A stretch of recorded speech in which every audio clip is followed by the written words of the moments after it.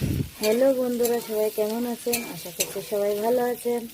আমিও ভালো আছি। আমি কাকলি নিয়ে এলাম আবার নতুন একটা রান্নার ভিডিও। তো এখানে দেখুন চিংড়ি মাছ নিয়েছি, চিংড়ি মাছটা ভাজা করে নিচ্ছি এই যে। আর এখানে কেটে নিয়েছি এই যে পুঁই শাকের লাল লাল দানা আর আলু। এটা দিয়ে চিংড়ি মাছ দিয়ে রান্না হবে। কারা কারা এটা খেতে পছন্দ করে অবশ্যই জানাবে। কিন্তু আমার তো খুব ভালো লাগে এটা খেতে। তো আজকে ওই জন্য রান্না করছি চিংড়ি মাছ দিয়ে পুঁই শাক। যে দেখুন চিংড়ি মাছের কালারটা একবার দেখুন কি সুন্দর হয়েছে। এত সুন্দর কালার দেখলে এই চিংড়ি মাছ ভাজাটাই দিয়ে খাওয়া হয়ে যাবে ভাত। কিন্তু না, এটা দিয়ে কিন্তু পুঁই শাক রান্না হবে।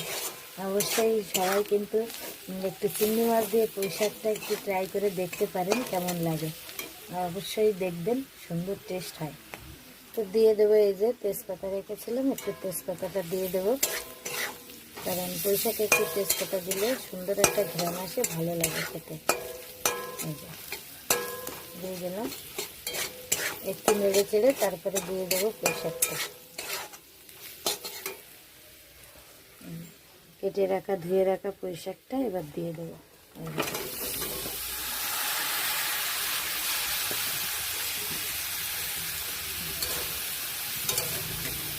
এই যে দিয়ে দেবো একটুখানি,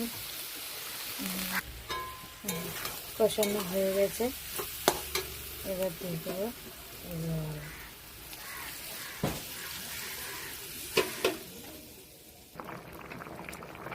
যে ফুটছে তরকারিটা। তো একটু পরে আর একটু ঝোলটা কমে আসলে তারপরে তরকারিটা নামাবো। আমার এই সিম্পল রেসিপিগুলো শুধুমাত্র তাদের জন্য যারা সবে সবে রান্না শিখছেন, তাদের জন্য। তো আমার রান্নাটা কেমন হয়েছে অবশ্যই জানাবেন সবাই। সবাই ভালো থাকবেন, সুস্থ থাকবেন। দেখা হবে আবার নতুন আর একটা ভিডিওতে।